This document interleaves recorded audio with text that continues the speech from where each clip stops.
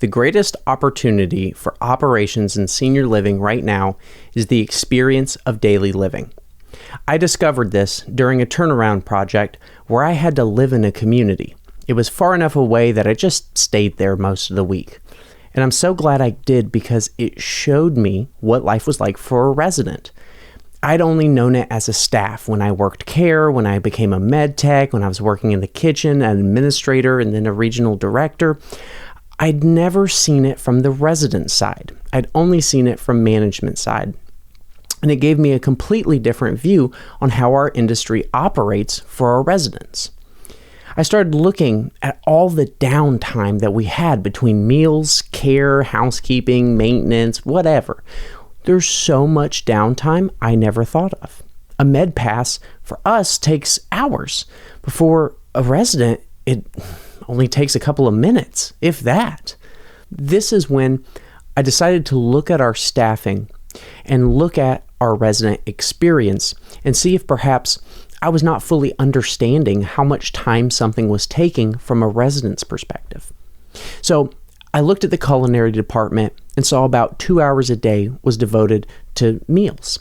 Then I saw from the care department anywhere from an hour and a half to 2 hours a day came for care.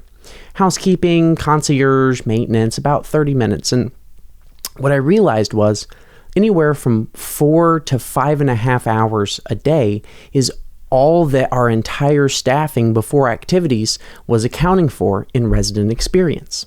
So if they sleep 8 hours and 16 hours a day and you've got 5 hours, 4 hours, that leaves an incredible amount of time.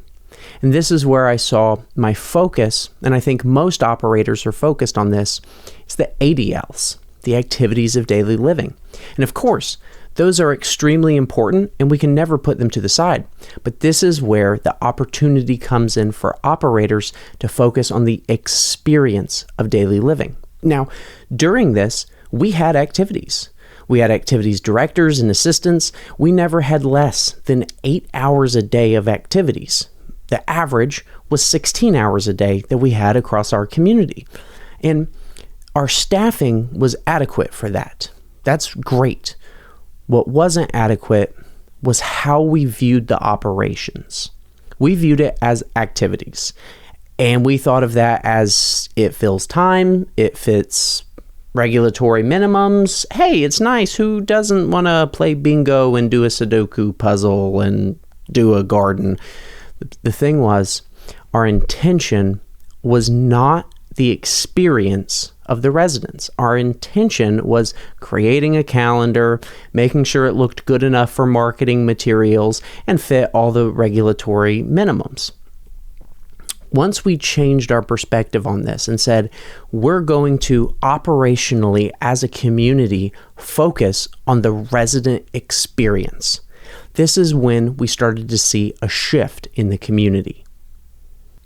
We focused on experience from the dietary side, from the care staff side, from the activity side, and from the building maintenance side.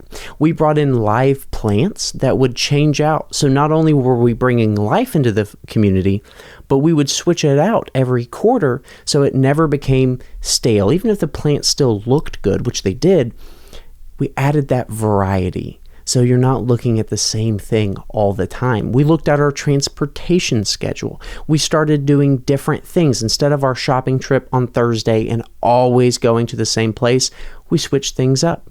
We ended up doing a very fancy dinner at the Ritz-Carlton, which was a blast. The residents loved it and the families loved it too.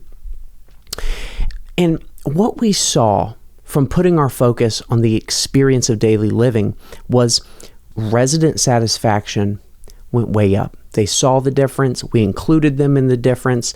They were excited. This translated to the families. We made them aware of everything we were doing. We were boosting our communication with the family for non-clinical items. Everyone expects to get the phone call of, oh, the medication's changed. Oh, there's a new appointment. But they don't expect to get the call, hey, we're going to brunch this Saturday at the local spot. Would you like to come join us?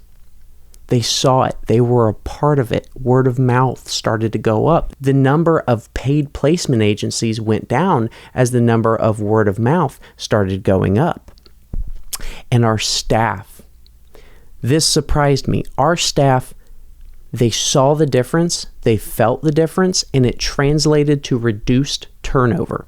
Significantly reduced, 60% reduced from the last year's average. And what was very cool is it took the facility where you work to a community where you belonged. And it translated to the residents, the families, and the staff. I thought it would be effective, but I didn't know how effective it would be. This is really where I say this is one of the biggest opportunities for operators in senior living to transform their communities and their portfolios. And not only do you have operational benefits, but from a marketing standpoint, you can be much stronger. When your focus is on the ADLs, care, compassion, and safety, they have to be there. But those are the industry itself. All the regulatory environment and licensing environment is to make sure that all communities have care, compassion, and safety. And so when you start focusing on the experience within your portfolio, you start getting differentiation, something that is a reason why to choose you. Instead of saying, hey, care, compassion, and safety, this is why you need assisted living, you say, care, compassion, and safety, this is why you need assisted living, and look at this lifestyle. This is why you need our community. It allows a resident to focus not on their ailments, but on a quality of life. And so your marketing campaign almost becomes not come here where you're safe, but it becomes come here, you'll be safe, and you can be you. You can focus on yourself, not your ailments. You can focus on your independence, not where you are dependent. And that's a very strong marketing message, and it will resonate well with your community. Now, I must be transparent. It is an operational shift to think about the experience of daily living versus the activities of daily living only. It requires alignment. One department is not enough. If you have a portfolio that you manage, you can't just put this on your activities team. This is an operational philosophy that has to have the alignment of leadership, of the regional team, and then of the department heads inside of the community. It shifts what we're thinking. Instead of just thinking of checklist, this was completed, everyone starts thinking about how can I make this a great experience? Not necessarily an expensive experience, but a great one. And that alignment will be felt throughout your entire community. So for portfolio managers out there and owners that are wanting to start taking that step, start with your top. Start with the CEO, the COO, the director of marketing, your director of operations, and the regional levels. And start figuring out, first off, what is life like at your communities now? Then, where do you want it to go? What do you want your brand, your portfolio to be known for? It might even vary by regions. It might vary by what target of the market you're going for. Your mid-market might be known for this. Your upper market might be known for that. Your value base might be known for this. But start thinking about it. Know your baseline. Know where you want to go, and work together to create a wonderful community that can sustain and build a brand identity over time. So I hope this helps you create a wonderful experience of daily living at your communities.